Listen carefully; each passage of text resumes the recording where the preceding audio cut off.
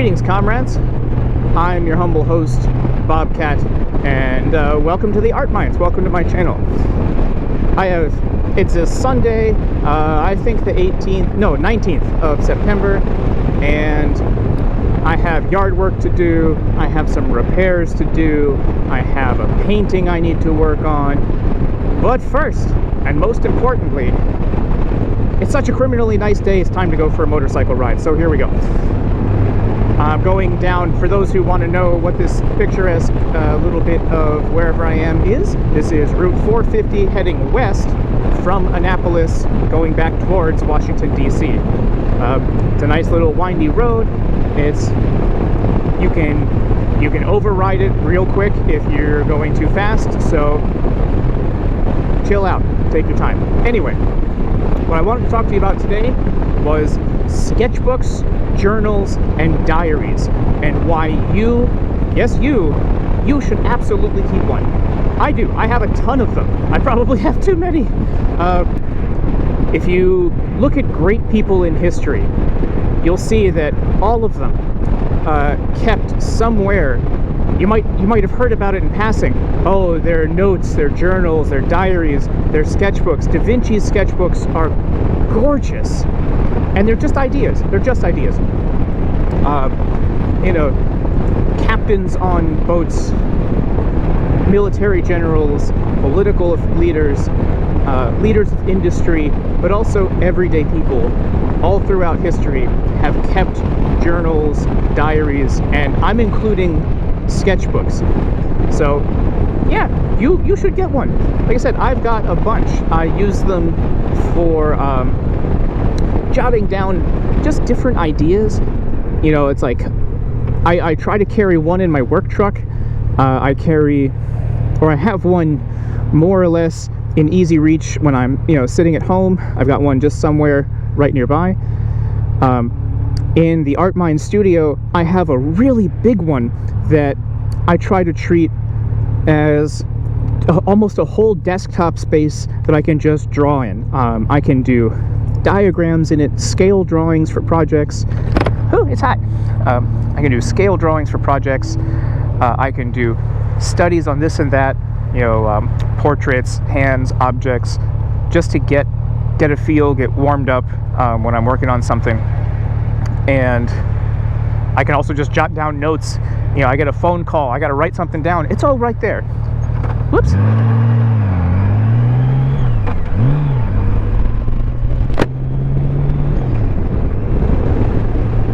What a lovely day. What a lovely day. So, you should, I think, absolutely keep a sketchbook and or a journal and diary of some kind. No matter who you are, how old you are, or what you do. You should. You really should.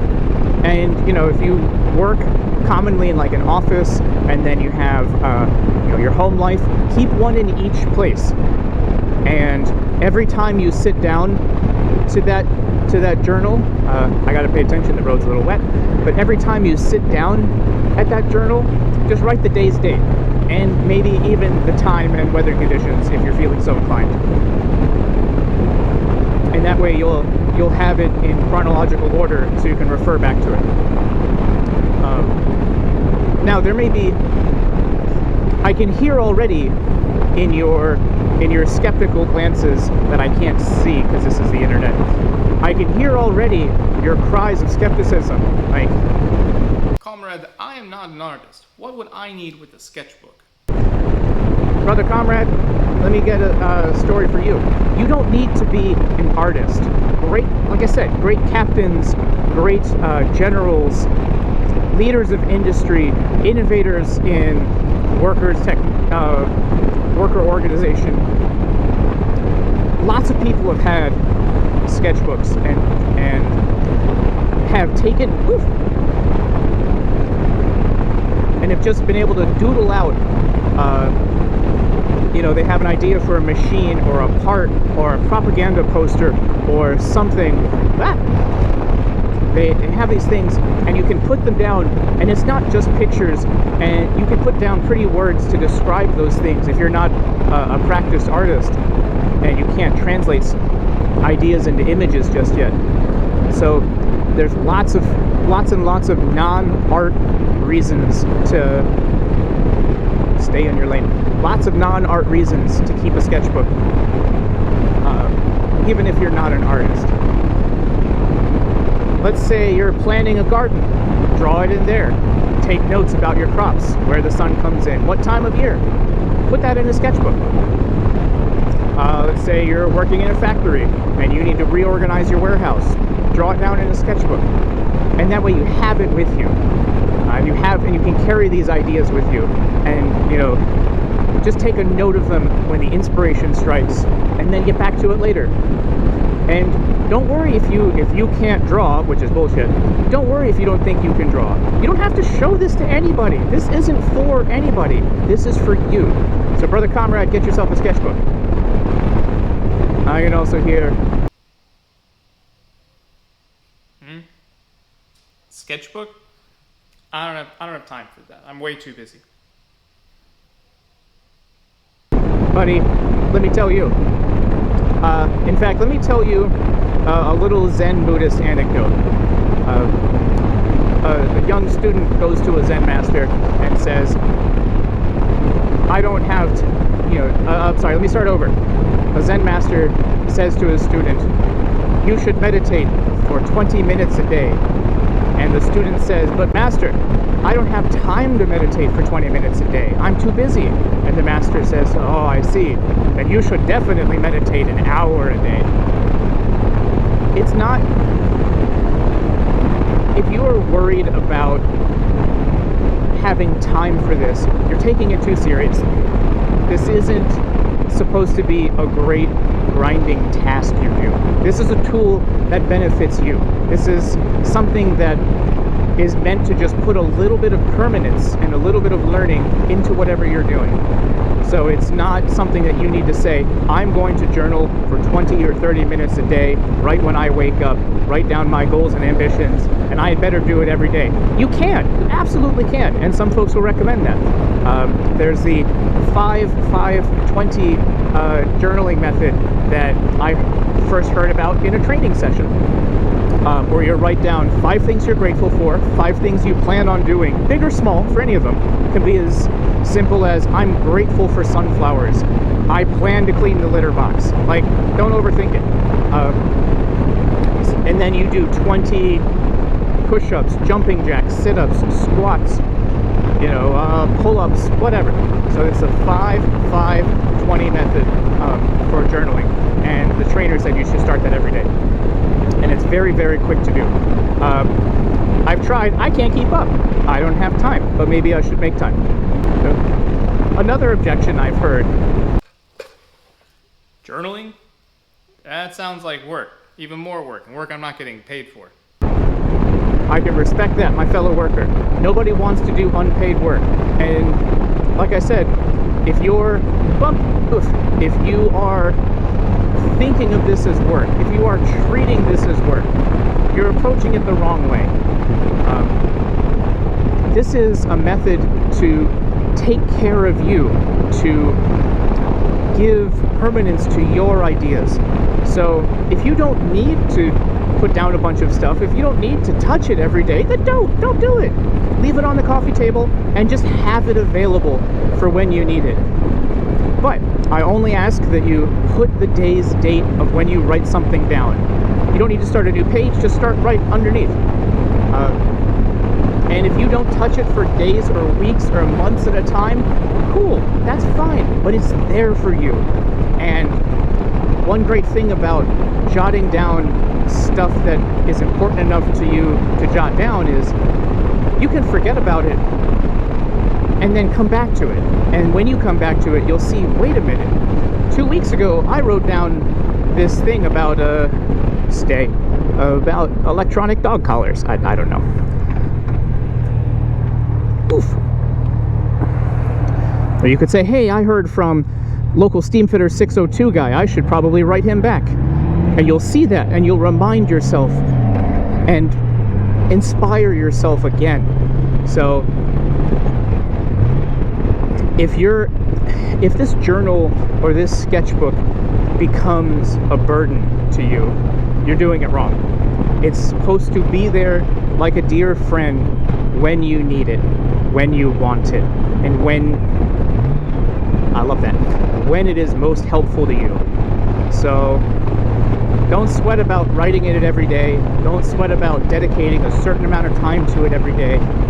It's just another tool, but it's a very, very useful, private, personal tool. Another common objection I've heard is, have you seen the price of sketchbooks? They look real nice. They got their good, smooth paper, no lines, or they got ones with grids or dots even. I love the dots. But they're expensive. I don't have money for that. To that I say, you're right. They can be expensive. But they don't have to be. You don't have to spend $50 on a fat 9x12 mixed media archival quality sketchbook, hardbound, embossed cover. You can, if you want to dedicate that kind of investment. If you're an artist especially, and you want to preserve your sketches and your ideas, like Da Vinci, for example. Da Vinci? You want to preserve your sketches and ideas, then yeah, maybe it is worth investing in that. But if you're just starting out, if you're just neutral first gear, if you're just starting out and you just want to get in the practice of writing your skills or writing your ideas down and jotting down pictures, you may recall from elementary school those marble composition notebooks. They're pretty dang durable and they're really dang cheap. And a ballpoint pen, pretty dang cheap. You don't need a lot.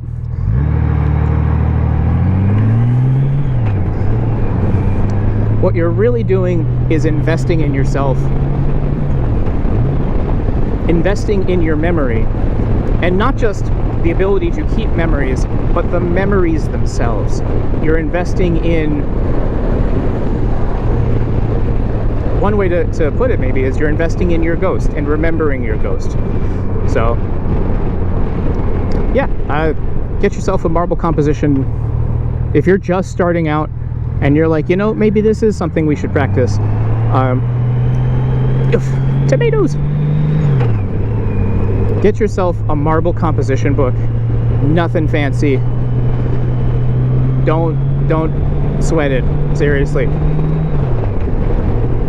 What's more important is that you have it, and you have it available, and you get into the practice of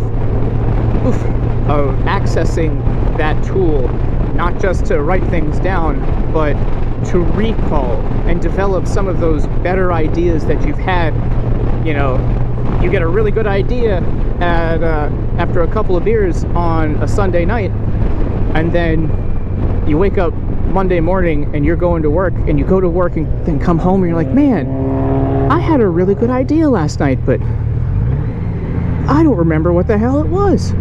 That ever happened to you? That happens to me all the time. So if you get into the practice and the skill of sketchbooking, of journaling, you will give due respect to those good ideas of yours. And there are all different kinds of formats. There's bullet journaling, which is a specific structured type of journaling. There's freehand. Look into it, see what different kinds might work for you. That being said, if you're just starting out, I would say just start out.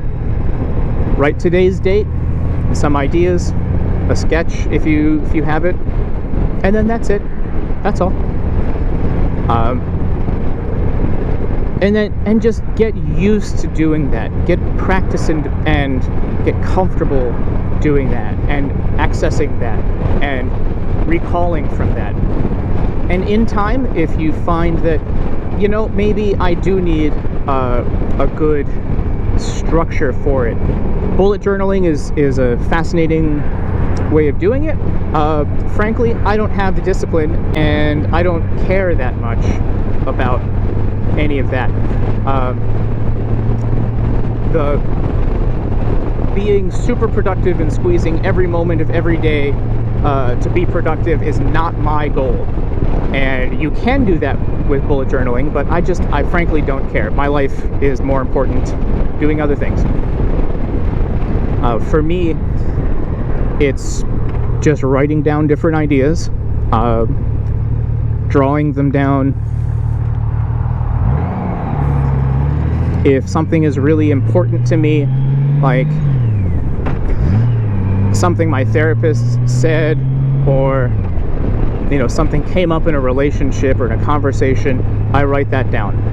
I don't keep a diary in that format, and that's a perfectly valid format if you do. I don't keep one. Mine is more of just, I access it when I need it, it's there when I need it, and I can recall from it. And that's that. It's super casual, but it's there. So, anyway, that's just my rambling thoughts on sketchbooking and journals and diaries. It is a beautiful, beautiful day on the road. But I gotta get back home and do all this crap that I'm supposed to do. Okay, buddy. So I hope you are safe and well fed wherever you are. I wish you mucho, mucho amor. I'll catch you all later. I'm gonna go drive exactly the posted speed limit.